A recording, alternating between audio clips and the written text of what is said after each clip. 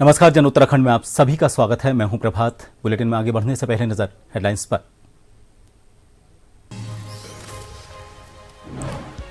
उत्तराखंड के चिन्याली सौड़ में जन जन की सरकार, जन जन के द्वार कार्यक्रम आयोजित। मुख्यमंत्री धामी ने स्थानीय लोगों से की बात, सुनी समस्याएं।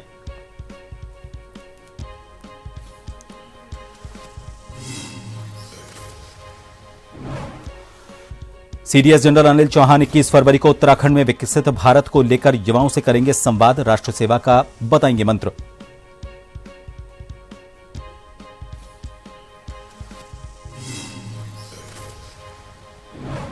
उत्तराखंड न्यायालयों को मिली धमकी, बम से उड़ाने की मिली थ्रेट। नैनीताल हाईकोर्ट, देहरादून और नैनीताल डिस्ट्रिक्ट कोर्ट शामिल।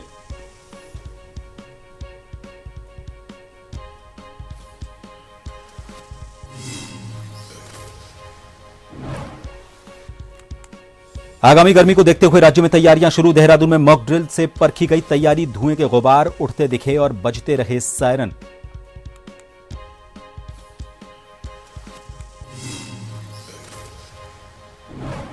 और पिथौरागढ़, नैनीताल समेत 7 जिलों में बारिश। केदारनाथ में 6 इंच बर्फबारी। बद्रीनाथ धाम भी बर्फ से ढका।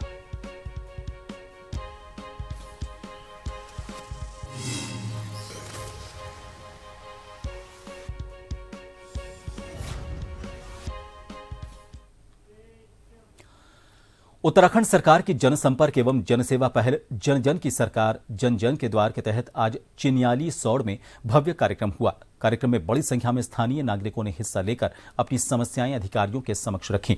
मुख्यमंत्री धामी ने लोगों की समस्याओं को सुना। जन जन की सरकार है, क्योंकि जनता ही सरकार बनाने का काम करती है, तो सरकार को जनता के पास जाना चाहिए। और 17 दिसंबर से ये शिविरों का कार्यक्रम प्रारंभ किया गया। 17 दिसंबर से कार्यक्रम प्रारंभ हुआ और हमने देखा कि इसके बहुत अच्छे परिणाम आने लगे। लोगों को अपनी समस्याओं के लिए अब कहीं दूर जाने की जरूरत नहीं पड़ रही थी, बल्कि उनके घर के पास सरकार के 23 प्रशासनिक विभाग वहीं पर जाकर शिविर लगा रहे थे, उनकी जन सुनवाई कर रहे थे। सभी जनपदों में जिलाधिकारी उनकी लगातार स्वयं मॉनिटरिंग कर रहे थे, उन शिविरों में भाग ले रहे थे। हमारे दोनों मंडलों के कमिश्नर, हमारे प्रोटोकॉल के जो इसको देखने वाले हैं सचिव, और इसके साथ साथ मुख्य सचिव और मैं स्वयं हमने तय किया कि कोई भी शिविर केवल औपचारिकतावश न लगाया जाए। लोगों के वहां पर प्रमाण पत्र बनाए जाए, लाभार्थी योजना का लाभ दिलाया जाए। राष्ट्र सर्वोपरि का संदेश लेकर chief of defence staff general Anil Chauhan 21 फरवरी को अपने गृह जनपद श्रीनगर गढ़वाल पहुंचेंगे। वो यहां पर मेडिकल छात्र छात्राओं से संवाद कर विकसित भारत के निर्माण में युवाओं की भूमिका पर मार्गदर्शन देंगे। सीडीएस युवाओं, विशेषकर मेडिकल छात्र छात्राओं से संवाद करेंगे। उनका उद्देश्य राष्ट्र निर्माण में युवाओं की सक्रिय भागीदारी सुनिश्चित करने के लिए उन्हें प्रेरित करना है। वे विकसित भारत में छात्र छात्राओं और युवा वर्ग का योगदान विषय पर अपने सैन्य जीवन के अनुभव साझा करेंगे और विद्यार्थियों का मार्गदर्शन करेंगे। यह संवाद कार्यक्रम वीर चंद्र सिंह गढ़वाली राजकीय आयुर्विज्ञान एवं शोध संस्थान के सभागार में आयोजित किया जाएगा। यहां जनरल चौहान चिकित्सा शिक्षा प्राप्त कर रहे भावी चिकित्सकों से सीधे बातचीत करेंगे। कार्यक्रम में उत्तराखंड सरकार के कैबिनेट मंत्री और क्षेत्रीय विधायक धन सिंह रावत भी विशेष रूप से मौजूद रहेंगे।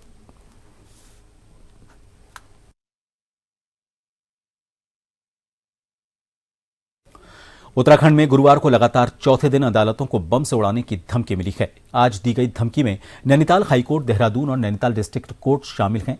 नैनीताल डिस्ट्रिक्ट कोर्ट को पिछले 3 दिन में तीसरी बार धमकी भरा ईमेल मिला है। इन धमकियों के बाद सुरक्षा एजेंसियां हाई अलर्ट पर हैं और वकीलों ने सुरक्षा कारणों से कोर्ट बंद करने की मांग की है।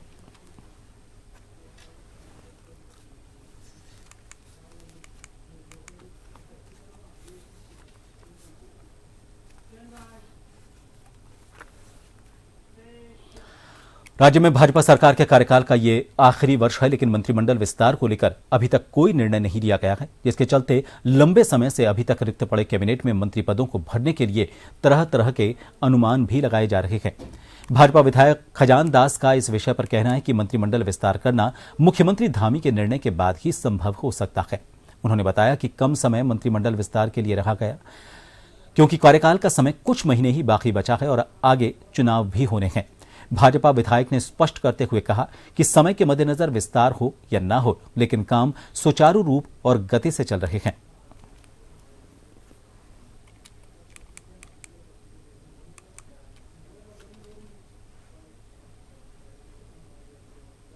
देखिए, मंत्रिमंडल का विस्तार करना न करना ये मुख्यमंत्री जी के अधीन होता है। मुख्यमंत्री जी हमारे शीर्ष नेतृत्व जो दिल्ली में बैठा है और हमारा प्रदेश का नेतृत्व आपस में बातचीत करते हुए, मुझे लगता है कि समय बहुत कम रह गया है। 10 महीने बाद 11 महीने बाद चुनाव में जाना है, इसलिए विस्तार होगा भी तो ठीक है, नहीं भी होगा भी ठीक है। सरकार हमारी चल रही है, काम चल रहा है, काम वर्क अब भी हो रहा है, तब भी हो रहा था। प्रदेश में इन दिनों जनता की समस्याओं का हल करने के लिए मुख्यमंत्री धामी द्वारा जन जन की सरकार अभियान चलाया जा रहा है। जहां एक और सत्ता दल इस अभियान को मुख्यमंत्री धामी के सुशासन का मॉडल मान रही है, वहीं राज्य की केंद्रीय राजनीतिक पार्टी उत्तराखंड क्रांति दल इस अभियान को जुमले की नजर से देख रही है। उत्तराखंड क्रांति दल के केंद्रीय प्रवक्ता देवचंद उत्तराखंडी का मानना है कि सरकार द्वारा धरातल पर कोई काम नहीं किया गया और इस अभियान के तहत जब योजनाओं को जनता तक पहुंचाया जाएगा तो जनता सरकार को असलियत से रूबरू जरूर कराएगी।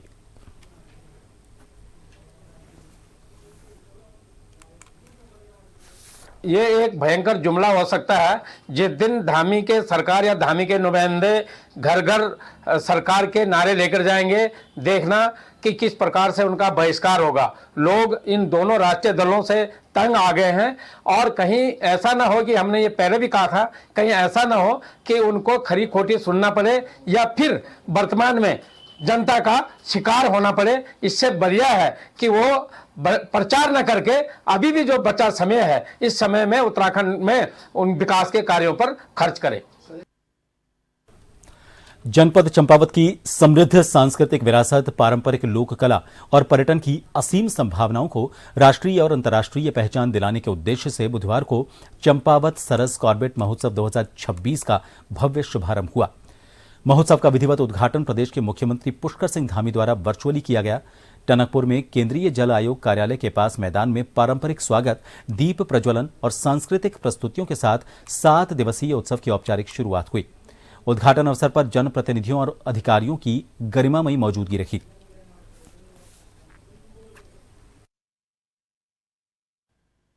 जैसा आपको विदित है, माननीय मुख्यमंत्री जी के द्वारा शीतकालीन पर्यटन को बढ़ावा देने के लिए समस्त जनपदों में शीतकालीन से संबंधित जो पर्यटन के जो भी आयाम है उनको अपने स्थानीय नागरिकों को खोलने के लिए और विशेषकर से चंपावत के ऐसे पर्यटक स्थल जो अभी तक मुख्य धारा में नहीं है, उनको मुख्य धारा में लाते हुए यहाँ पे पर्यटन, आजीविका और स्वरोजगार को बढ़ावा देने के लिए लगातार महोदय का निर्देश प्राप्त हो रहा है। इसी क्रम में हम लोगों ने यहाँ 18 से 24 तक ये कार्यक्रम जो है प्रारंभ किया है। हरिद्वार के पथरी थाना क्षेत्र के बहादुरपुर जट में विद्युत विभाग की विजिलेंस टीम पर छापामारी के दौरान पुलिस की मौजूदगी में कुछ लोगों द्वारा कार्यवाही का विरोध करते हुए टीम के साथ धक्का मुक्की की गई। इसके बाद क्षेत्र में अफरा तफरी मच गई। पुलिस ने बड़ी मशक्कत के बाद हालात को संभाला। टीम द्वारा आरोपी लोगों के खिलाफ पथरी थाने में शिकायत दर्ज कराने की बात कही जा रही है।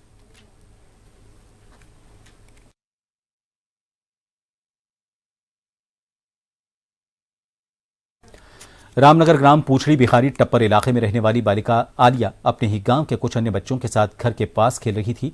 बताया जा रहा है कि इसी बीच मौके पर एक कचरा वाहन की चपेट में आने से बालिका की मौके पर ही मौत हो गई। घटना के बाद वाहन चालक मौके से वाहन सहित फरार हो गया। मृतक बालिका को उसकी नानी और मामा पाल रहे थे। घटना के विरोध में मृतक बालिका के परिजन और ग्रामीणों ने घटना पर विरोध जताते हुए आरोप लगाया कि घटना में शामिल वाहन चालक नाबालिग था और काफी तेज रफ्तार में वाहन को दौड़ा रहा था। घटना की जानकारी मिलने के बाद कोतवाल सुशील कुमार पुलिस बल के साथ मौके पर पहुंचे। यहां पर कोतवाल और पुलिसकर्मियों की मौके पर मौजूद भीड़ के साथ काफी नोकझोंक हो गई। पुलिस बालिका के शव को उठाकर अस्पताल ले जा रही थी, जिसका परिजन और ग्रामीणों ने विरोध करना शुरू कर दिया। कोतवाल द्वारा लोगों को काफी समझाया गया, लेकिन ग्रामीण घटना में इस्तेमाल वाहन और चालक की गिरफ्तारी की मांग पर अड़े रहे।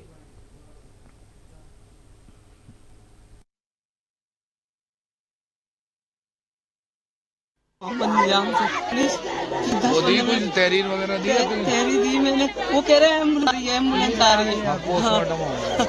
आलिया नाम है। कितने साल का है? ये 5 से 6 साल की होगी, लगभग 6 साल तक की है सर। ये जैसे पता लगा कि आतो आती खत्म हो गई, आतो आती इसके ऊपर चढ़ गया टाइम, आतो आती खत्म हो गई। ये कहाँ पे हुआ है? ये यहाँ कूड़ा डालने आते यहाँ हुआ था। यहाँ ये बच्चे खेलते कूदते हैं, यहाँ हमें खाली करवाने पहले ही अतिक्रमण करके खाली करवा दिया और कुछ बच रह गए हैं तो तोड़ फोड़ करने के चक्कर में तो उन बच्चों को जान से मार दिया। क्या नाम है? आलिया। कितने साल की बच्ची? शायद 5 साल की, 6 साल की है वो। हमारे पास नंबर है। उसकी नानी ने पाला, माँ बाप भी नहीं है ना, नाना है उसके। उत्तराखंड के 7 जिलों में आज सुबह बारिश हुई। इनमें रुद्रप्रयाग, पौड़ी, पिथौरागढ़, चंपावत, अल्मोड़ा, बागेश्वर और नैनीताल शामिल हैं। इसके अलावा आज सुबह रुद्रप्रयाग में केदारनाथ में बर्फबारी हुई। इससे पहले कल यानी कि 18 फरवरी को चमोली, रुद्रप्रयाग, पिथौरागढ़ और उत्तरकाशी में हल्की बर्फबारी हुई थी। मौसम विभाग ने 3 जिलों में आज बारिश और बर्फबारी की संभावना जताई है। इनमें चमोली, बागेश्वर और पिथौरागढ़ के ऊंचाई वाले इलाके शामिल हैं। मौसम विज्ञान केंद्र देहरादून के अनुसार 3300 मीटर और उससे ज्यादा ऊंचाई वाले इलाकों में बर्फबारी हो सकती है। बाकी आज मैदानी क्षेत्रों में मौसम शुष्क बना रह सकता है। हालांकि पर्वतीय क्षेत्रों में आंशिक बादल छाए रहेंगे। इसके अलावा कल केदारनाथ, बद्रीनाथ और हेमकुंड साहिब में हल्की बर्फबारी हुई, जिससे ये धाम फिर से बर्फ से ढक गए हैं। केदारनाथ में लगभग 6 इंच ताजा हिमपात दर्ज किया गया है। इसके अलावा पिथौरागढ़ के मुनस्यारी और धारचूला में हल्की बर्फ गिरी। निचले इलाकों में तापमान में 3 से 4 डिग्री सेल्सियस की गिरावट आई और शीतलहर का प्रकोप बढ़ गया है। उत्तरकाशी के हर्षिल में हल्की बर्फबारी हुई है। इसके अलावा गंगोत्री में भी बारिश हुई है।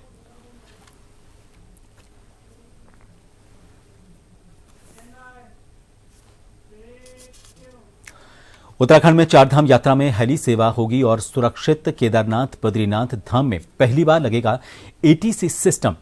उच्च हिमालयी क्षेत्रों में अब पल पल की मौसम की जानकारी मिलेगी। धुंध और बारिश के बीच हेलीकॉप्टर उड़ानों पर कड़ी निगरानी रहेगी। आपको बता दें, पिछले साल हुए हादसों के बाद डीजीसीए और यूकाडा सख्त हो गए हैं। सिरसी और सहस्त्रधारा के बाद अब धामों में भी एटीसी की व्यवस्था की गई है।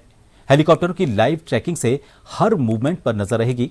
25 फरवरी तक केदारनाथ हेली सेवा का टेंडर पूरा हो जाएगा। खराब मौसम में उड़ान की इजाजत नहीं मिलेगी। यात्रियों की सुरक्षा सबसे सर्वोपरि रहेगी।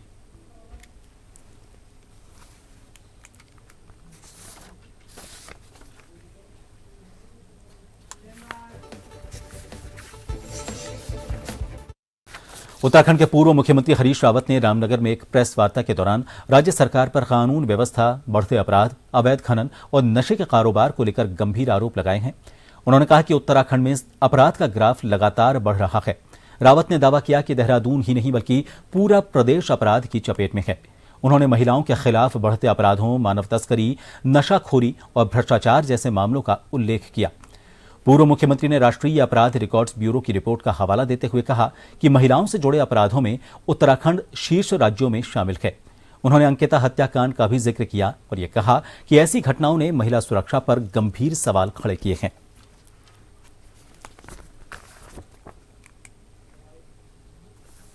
अपराध कैपिटल के रूप में देहरादून ही नहीं, हमारी कई शहर दिखाई देने लगे हैं। अपराध निरंतर बढ़ रहे हैं और कानून व्यवस्था की स्थिति में जबरदस्त गिरावट है। महिलाओं पर अत्याचार की घटनाएं बढ़ रही हैं। अंकिता हत्याकांड में एक वीआईपी को बचाने, भाजपा के नेता को बचाने के चक्कर में इन्होंने सारे राज्य के अंदर जो है महिला सम्मान की असम्मान की एक के बाद एक घटनाएं घटित हुई हैं, जिसका बड़ा दुष्प्रभाव पड़ा है और हमारी छवि पे भी पड़ा है। और आज स्थिति यह है कि नेशनल क्राइम ब्यूरो ने जो रिपोर्ट किया है उसके अनुसार देश के 5 शीर्ष महिला अपराध वाले राज्यों में जो है एक राज्य उत्तराखंड भी है। काशीपुर में वरिष्ठ कांग्रेस नेता हरीश रावत ने पार्टी के प्रदेश सचिव शिवम शर्मा के आवास पर एक कार्यक्रम में शिरकत की। इस दौरान मीडिया से बातचीत करते हुए उन्होंने कहा कि लगातार हो रहे तबादलों से प्रशासनिक व्यवस्था कमजोर होती है और इसका सीधा असर कानून व्यवस्था पर पड़ता है।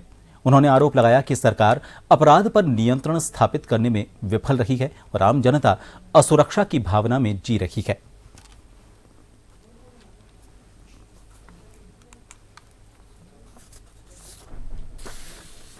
इनके खिलाफ जो ढेरों सवाल है, जनता के सवाल है, राज्य के अस्तित्व पर बुनियादी जो हमारा आधार तंत्र है उसको भी कमजोर कर रहे हैं। भ्रष्टाचार चरम पर है। पलायन की गति यह है कि राज्य एक असंतुलित विकास का मॉडल बन करके रह गया है। बेरोजगारी निरंतर बढ़ रही है, जो आज नशे के शिकार हो रहे हैं। महिलाओं पर अत्याचार बलात्कार की घटनाएं निरंतर बढ़ रही है। विकास बिल्कुल ठप पड़ा हुआ है। कानून व्यवस्था की स्थिति बिल्कुल जर्जर हो गई है। करणी सेना के कार्यकर्ताओं ने रामनगर वन प्रभाग के डीएफओ ध्रुव मर्तोलिया को ज्ञापन सौंपा है। करणी सेना के प्रदेश अध्यक्ष सूरज चौधरी ने कहा कि रामनगर की मोहल्ला कंजर पड़ाव में राजकीय प्राथमिक विद्यालय में आसपास के इलाकों में रहने वाले गरीब बच्चे एक टीन शेड में शिक्षा प्राप्त कर रहे हैं। उन्होंने कहा कि जिस जगह पर बच्चे शिक्षा पा रहे हैं वहां कभी भी कोई बड़ी दुर्घटना हो सकती है, क्योंकि यह टीन शेड काफी क्षतिग्रस्त हो चुका है, कभी भी ढह सकता है। ऐसे में बच्चों के साथ कभी भी कोई अप्रिय घटना घट सकती है। मामले में डीएफओ द्वारा इसे गंभीरता से लेते हुए 1 महीने के भीतर कार्रवाई करने का भरोसा दिया गया।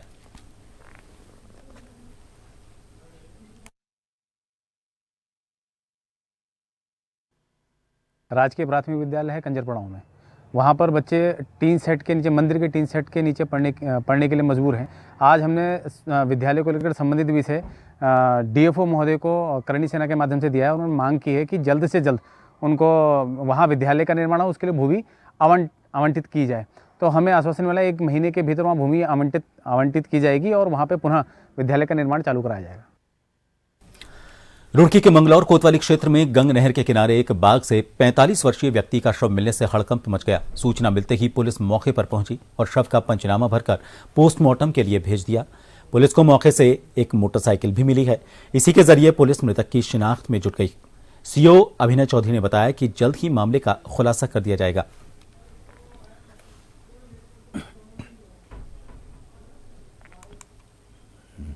नहर पटरी के किनारे कस्बा चौकी का क्षेत्र पड़ता है, उसमें एक डेड बॉडी मिली है जिनकी उम्र लगभग 45 से 50 साल के बीच में है और उनकी जो मोटरसाइकिल थी वो रोड पे खड़ी थी। तो सभी पहलुओं को जो है वो जांच की जा रही है और शायद 1-2 गांव का पता लगाया कि शायद उस गांव के रहने वाले हो सकते हैं, तो उनके परिवार वालों को बुला के और गांव वालों को बुला के बॉडी की तस्दीक की जा रही है। रुड़की के मंगलौर में आज्ञा बायोटेक कंपनी के बाहर बैठे वर्कर्स को मंगलौर पुलिस ने हिरासत में लेकर हरिद्वार ले जाकर बाद में मंगलौर के विभिन्न जगहों पर छोड़ने के बाद सभी वर्कर मंगलौर कोतवाली पुलिस की कार्यशैली से नाराज होकर धरने पर बैठ गए। नाराज श्रमिकों का कहना है कि कंपनी उन्हें उचित वेतन नहीं दे रही है और उनसे 12 घंटे तक काम करवाती है। इसी विरोध के चलते जब वो कंपनी के बाहर शांतिपूर्वक धरना दे रहे थे तो पुलिस ने उन्हें वहां से हिरासत में लेकर हरिद्वार के रोशनाबाद में और शाम को वापस अलग अलग जगहों पर छोड़ दिया।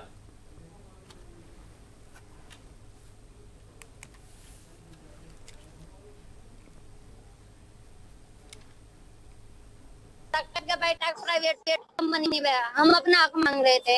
हमारे 15 साल से 20 साल से उन्होंने 7,000 रुपए का रखे थे। अगर हमने अपना हक लिया तो प्रशासन हमें उठा के रोशनाबाद ले गई। रोशनाबाद उन्होंने हमें जेल में रखा। कंपनी के लिए हम अपना हक मांग रहे थे। हम कोतवाली में यहाँ पे भी अपना हक लेने आए हैं, जब वहाँ पे भी कोई हमारा हक नहीं ले रहे। प्रशासन हमारा साथ नहीं दे रहा। गरीब जनता के लिए प्रशासन है तो गरीब जनता का क्यों नहीं कर रहा है प्रशासन। और इन सभी खबरों के साथ फिलहाल के लिए इस बुलेटिन में इतना ही। दीजिए इजाजत। नमस्कार।